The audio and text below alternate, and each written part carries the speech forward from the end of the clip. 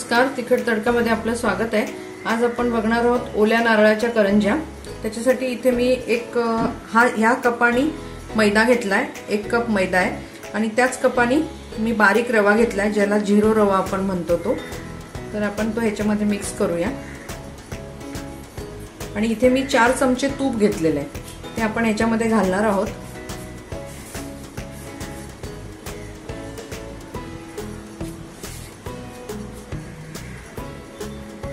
हे सगळं चोळून घ्यायचं मैदा आणि रव्याला।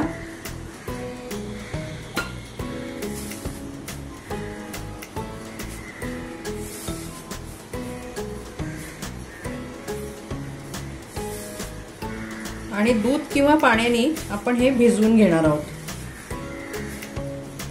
म्हणजे दूध किंवा पाणी कशाने तुम्ही भिजवा।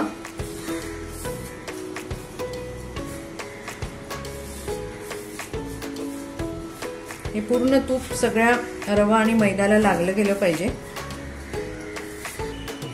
होतोय असा, म्हणजे असा हे झाला म्हणजे समजायचं चांगलं मिक्स झालंय। आता आपण हे दुधाने घट्ट गोळा मळून साधारण 2 ते 3 तास ठेवून देऊया। मळून घेते।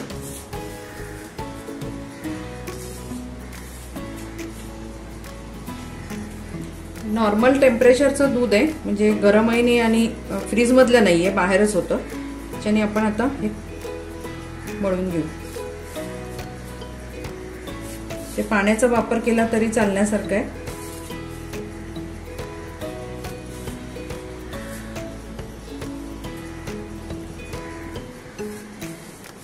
रवा आहे म्हणजे तो पाणी खूप ओढतो, त्यामुळे आपल्याला पहिल्यांदा ते थोडंसं पातळी वाटेल, पण ते नंतर घट्ट होणार।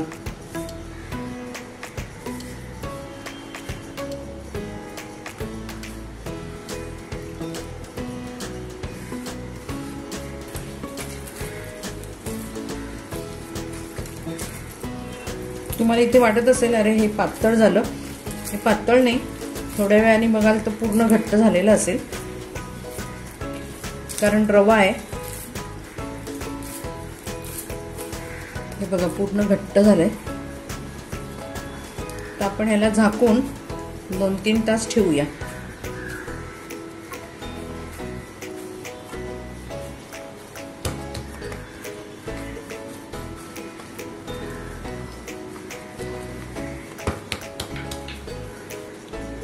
त्याच्यात मी झाकून ठेवते।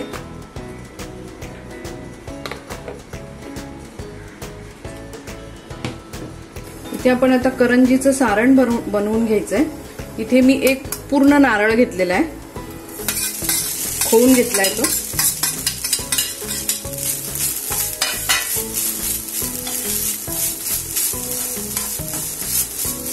इथे मी 2 भांडे साखर घेतली, ही अंदाजे तुम्हाला किती गोड आवडतं ते बघा।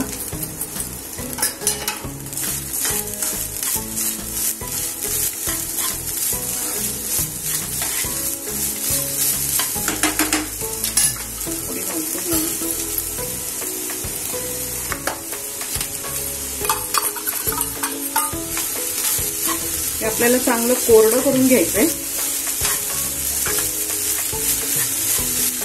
गॅस बारीक करते।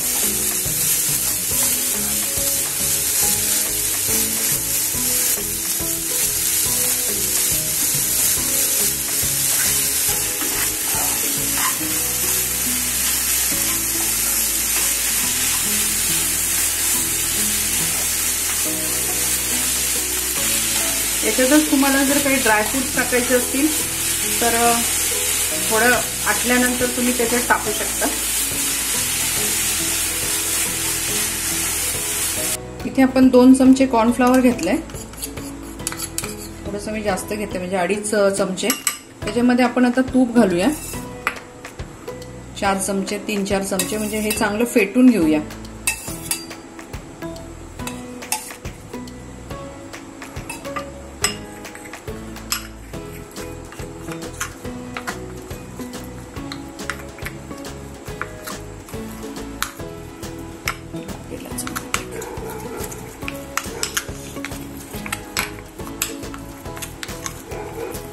चांगलं एकजीव करून घेतले। लागले तर आपल्याला परत बनवता येतं, पण जास्त झालं तर मग परत ते ठेवण्यापेक्षा आता आपण करंज्या करायला घेऊ. हे आपण चांगलं मळून घेतलेलं आहे. मी मिक्सर मधून पण काढून घेतलं. ते एकदम छान मऊ झालंय. आपण आता याच्या पोळ्या करून घेऊ.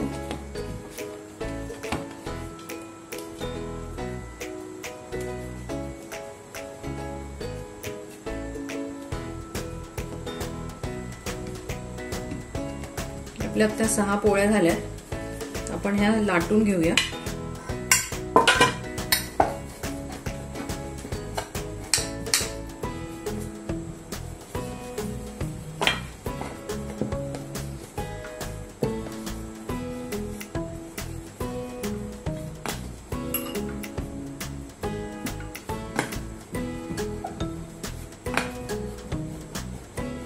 आपण पातळ पोळी लाटून घ्यायची.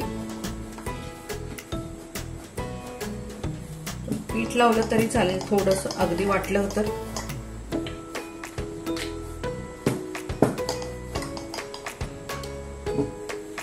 टाकून घेऊ.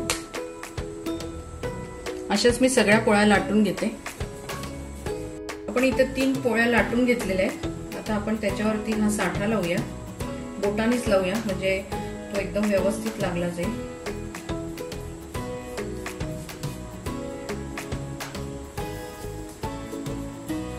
छान सगळ्या बाजूनी लावून घ्यायचा त्याला. त्याच्यावरती आता आपण ही दुसरी जी लाटलेली पोळी ती घालूया.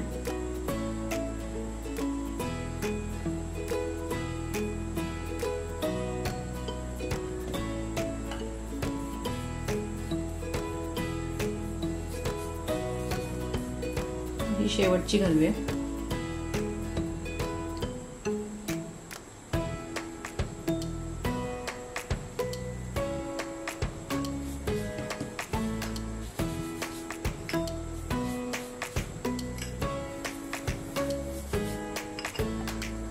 आता आपण याची एकदम अशी टाईट वळकटी करायची आहे.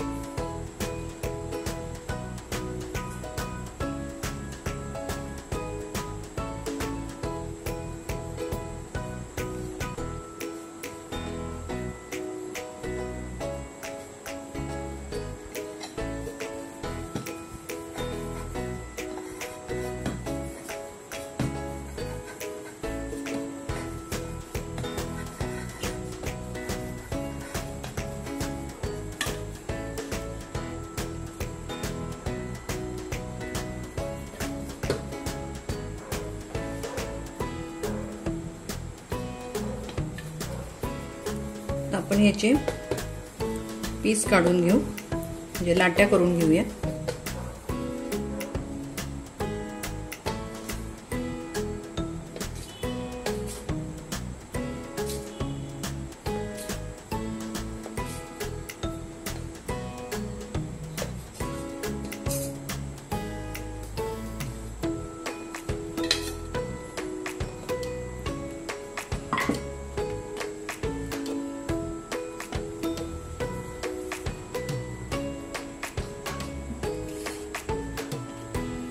आता आपण अशी दाबून ही लाटून घेऊया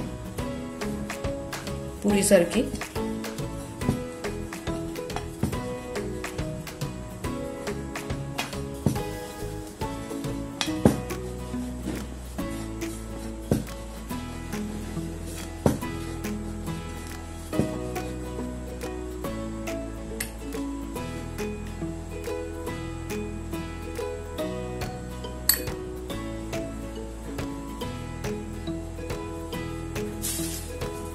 बाजूने थोडंसं पाण्याचा हात लावूया याला किनारीला.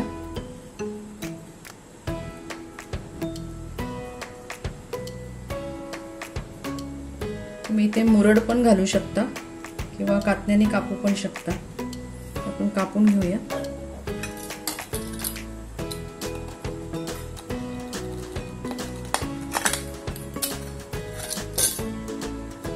आम्ही कपडा थोडा ओलसर घेतलाय म्हणजे कोरड्या पडायला नको ते. दुसरी करून घेऊ.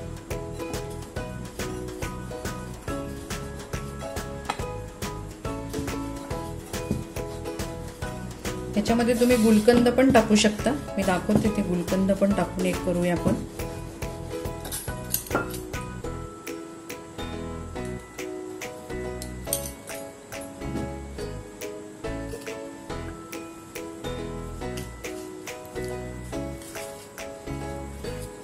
ऑप्शनल आहे, तुम्हाला आवडत असेल तर एक असं चेंज म्हणून हरकत नाही.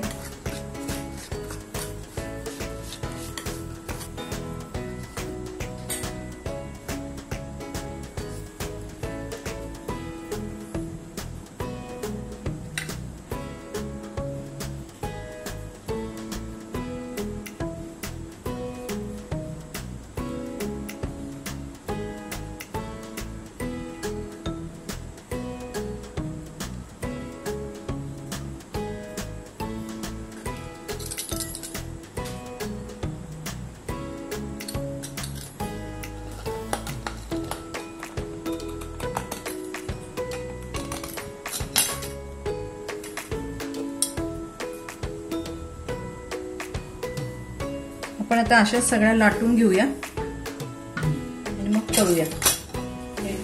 बघूया, तुपात तळतोय आपण.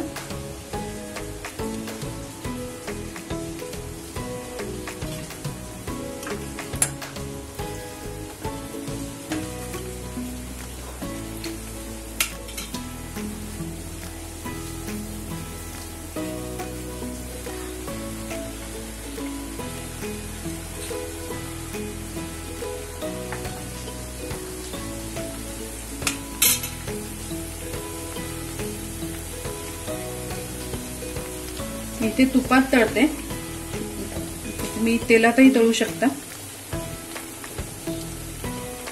मंद ह्याच्यावर होऊ देऊया, म्हणजे